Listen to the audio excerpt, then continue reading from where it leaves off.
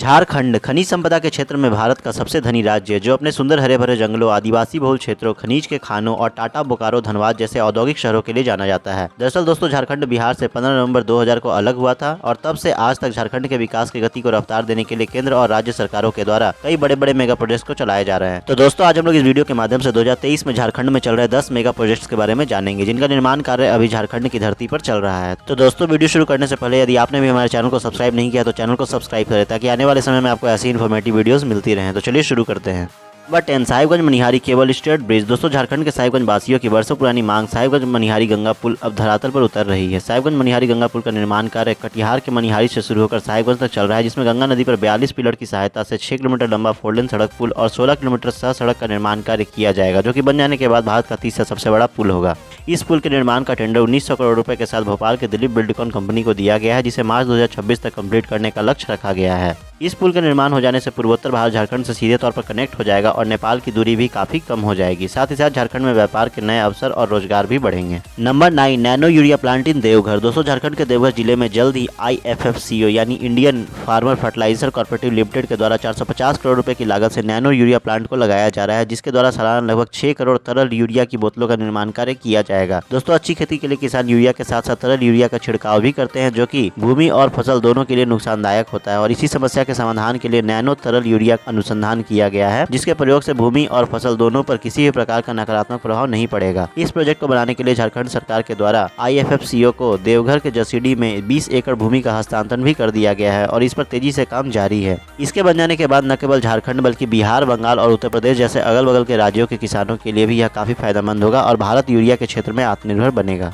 Number 8, Bokaro, गोला और Manjhi expressway. दोस्तों, झारखंड में व्यवसायिक गतिविधि को रफ्तार देने के लिए झारखंड में बोकारो, गोला और मांझी एक्सप्रेसवे को बनाया जा रहा है, जो कि वास्तविक रूप से झारखंड का पहला एक्सप्रेसवे होगा। यह एक्सप्रेसवे पूरी तरह से एक ग्रीनफील्ड एक्सप्रेसवे होगा, जिसका निर्माण कार्य 2 चरणों में कंप्लीट किया जाएगा। प्रथम चरण में यह एक्सप्रेसवे बोकारो के जैन मोड़ से शुरू होकर गोला तक जाएगी और दूसरे चरण में गोला से और मांझी रांची तक बनाई जाएगी। इस एक्सप्रेसवे की कुल लंबाई 700 किलोमीटर की होगी, जिसके निर्माण में लगभग 2000 करोड़ रुपए खर्च होने का अनुमान है। प्रोजेक्ट के अंतर्गत लगभग 400 हेक्टेयर जमीन का अधिग्रहण किया जा चुका है और जल्द ही इस पर कार्य शुरू हो जाएगा, जिसके जाने के बाद भारी वाहन चालकों के साथ साथ निजी वाहन चालकों को भी बेहतर सड़क पर चलने का विकल्प मिलेगा।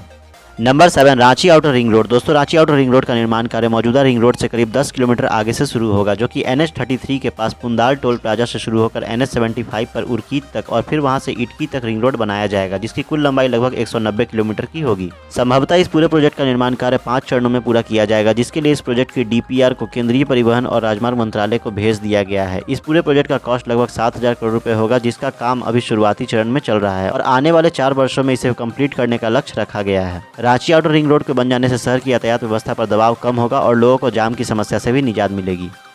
Number 6, Deoghar AIIMS new building construction. दोस्तों, झारखंड वासियों को बेहतर और विश्वसनीय चिकित्सा सुविधा उपलब्ध कराने के उद्देश्य से झारखंड के देवघर में 250 बेड कैपेसिटी वाले एम्स का एक्सटेंशन करके उसे 750 बेड कैपेसिटी का बनाया जा रहा है और इसके लिए NBCC के द्वारा 500 बेड कैपेसिटी की एक नई बिल्डिंग का कंस्ट्रक्शन किया जा रहा है। दोस्तों, आपको बता दें कि देवघर एम्स का उद्घाटन प्रधानमंत्री मोदी जी के द्वारा जुलाई 2022 में 1103 करोड़ रुपए की लागत से किया गया था, लेकिन उस समय इसकी कैपेसिटी 250 बेड की ही थी। लेकिन अब 500 बेड कैपेसिटी वाले नए एम्स बिल्डिंग बन जाने से इस अस्पताल की कुल कैपेसिटी 750 बेड की हो जाएगी और अब देवघर एम्स में major operation theatres, neuro surgeons, gastro, cardiology, cancer जैसे सुपर स्पेशलिस्ट सुविधाओं को भी उपलब्ध कराया जाएगा। इस प्रोजेक्ट का काम लगभग पूरा हो गया है और इसे अप्रैल 2023 में प्रारंभ कर दिया जाएगा।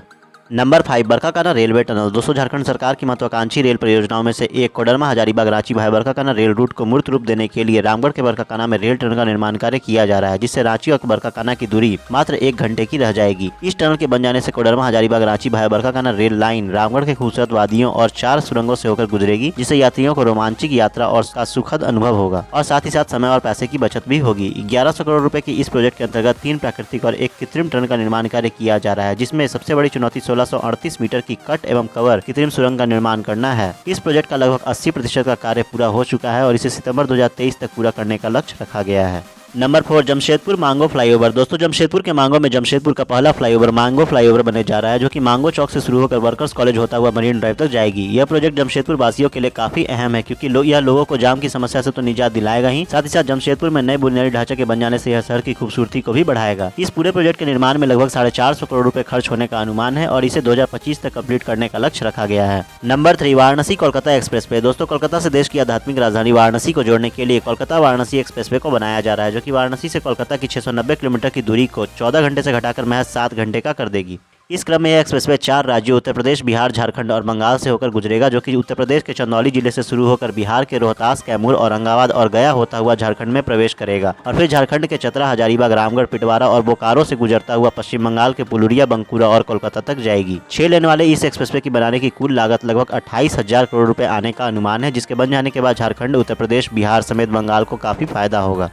Number 2 Ranchi railway station reconstruction project. दोस्तों रांची रेलवे स्टेशन को भोपाल की रानी कमलापति रेलवे स्टेशन के तर्ज पर वर्ल्ड क्लास आधुनिक सुविधाओं से युक्त किया जाएगा, जिसके लिए रांची रेल मंडल के द्वारा 447 करोड़ रुपए खर्च करने की योजना बनाई गई है। केंद्र सरकार का ऐसा अनुमान है कि 2060 तक रांची रेलवे स्टेशन पर प्रतिदिन यात्रियों की औसत संख्या 30,500 यात्री प्रतिदिन से बढ़कर 1,38,400 यात्री प्रतिदिन हो जाएगी और इसी को मद्देनजर रखते हुए Ranchi railway station reconstruction project को चलाया जा रहा है। इसमें आसपास की कई भवनों को तोड़कर रांची रेलवे स्टेशन को बड़ा किया जाएगा। इस प्रोजेक्ट के अंतर्गत रांची रेलवे स्टेशन के उत्तर और दक्षिण दिशा की ओर 3 मंजिलों वाली 2 इमारतें, मल्टी लेवल और अंडरग्राउंड पार्किंग, रेस्टोरेंट, 10 लिफ्ट और 17 स्वचालित सीढ़ियां आदि का निर्माण कार्य किया जाएगा, जिसे 2025 तक पूरा करने का लक्ष्य रखा गया है और इसके बन जाने के बाद रांची रेलवे स्टेशन एक एयरपोर्ट से कम नहीं दिखेगा।